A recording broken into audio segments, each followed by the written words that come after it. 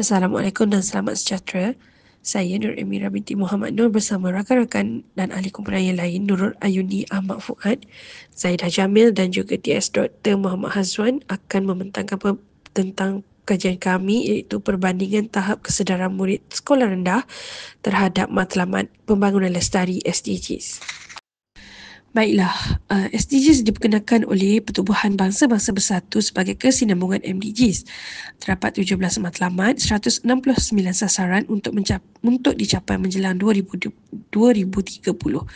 Prinsip utama adalah leave no one behind dan pendidikan berperanan penting dalam membentuk pengetahuan, sikap dan amalan murid terhadap kelestarian. Kajian oleh Hanifah dan rakan-rakan mendapati bahawa pelajar mempunyai tahap pengetahuan dan sikap yang tinggi terhadap kelestarian.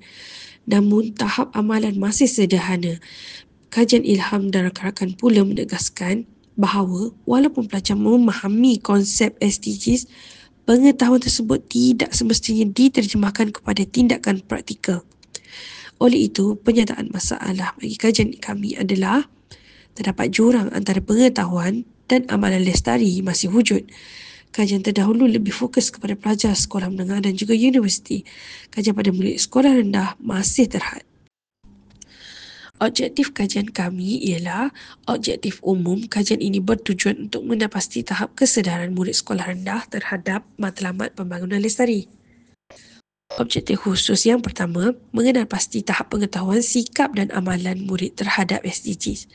Yang kedua, mengenal pasti perbezaan tahap pengetahuan, sikap, amalan dan amalan murid terhadap SDGs mengikut jantina.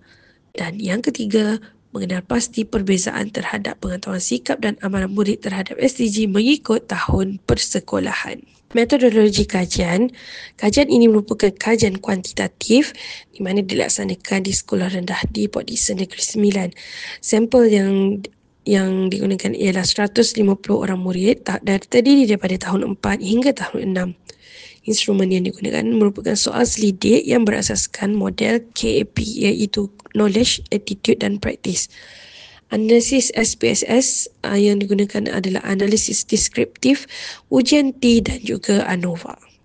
Dapatan kajian yang pertama iaitu tahap pengetahuan sikap dan amalan murid terhadap matlamat pembangunan lestari. Dapatan menunjukkan pengetahuan murid pada tahap sederhana, sikap pada tahap yang tinggi dan amalan pada tahap sederhana hingga tinggi. Bagi tahap pengetahuan, murid telah mempunyai kesedaran awal mengenai pembangunan lestari namun perlu tingkatkan pemahaman terhadap aspek yang lebih mendalam. Bagi sikap pula, murid sedar akan kepentingan pembangunan lestari malah bersedia untuk mengamalkan gaya hidup yang selaras dengan matlamat tersebut. Manakala amalan, murid sudah mula mengamalkan beberapa tindakan berkaitan dengan penjimatan sumber dan pengurangan penggunaan plastik. Berikut merupakan perbezaan tahap pengetahuan, sikap dan amalan murid terhadap SDGs mengikut jantina. Bagi aspek pengetahuan, tiada perbezaan yang signifikan antara lelaki dan perempuan. Pengetahuan asas tentang SDGs diterima secara seimbang, kemungkinan kerana kurikulum seragam tanpa beza jantina. Dan kita boleh lihat aspek sikap, perempuan menunjukkan sikap lebih positif berbanding lelaki. Perbezaan signifikan ini sejajar dengan kajian lepas iaitu perempuan lebih empati, peduli sosial dan prihatin ekologi. Manakala aspek amalan, perempuan lebih konsisten mengamalkan SDGs berbanding lelaki. Faktor psikososial seperti rutin kebersihan, pengurusan sumber dan tanggungjawab persekitaran mungkin mempengaruhi. Kesimpulannya, dari aspek pengetahuan, ia adalah seimbang antara jantina, lelaki dan perempuan. Manakala sikap dan amalan, murid perempuan lebih tinggi dan konsisten berbanding lelaki.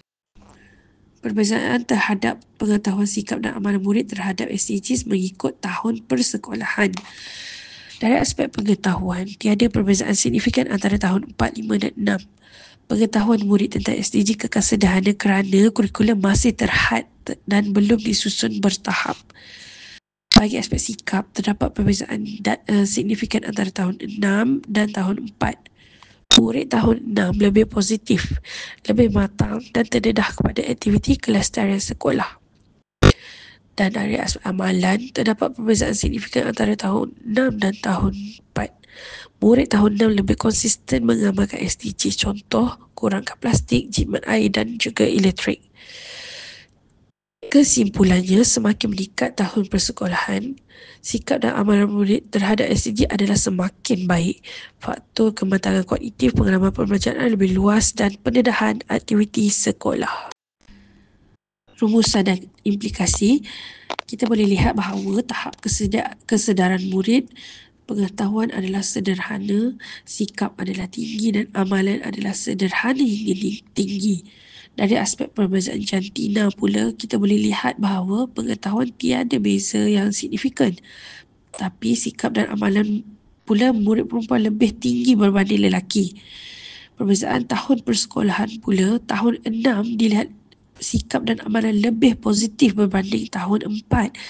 Dan aspek pengetahuan tiada perbezaan signifikan antara ketiga-tiga tahun 4, 5 dan 6. Oleh itu, guru digalakkan menggunakan pembelajaran berasaskan pengalaman seperti projek dan aktiviti komuniti. Sekolah pula perlu sediakan aktiviti kurikulum yang inklusif menggalakkan penglibatan murid lelaki. Dapatan boleh menjadi asas kepada KPM untuk memperkukuh ESG di sekolah dan integrasi SDG dalam kurikulum dan kurikulum program komuniti dapat membentuk budaya sekolah lestari. Sekian saja daripada kami. Sekian, terima kasih.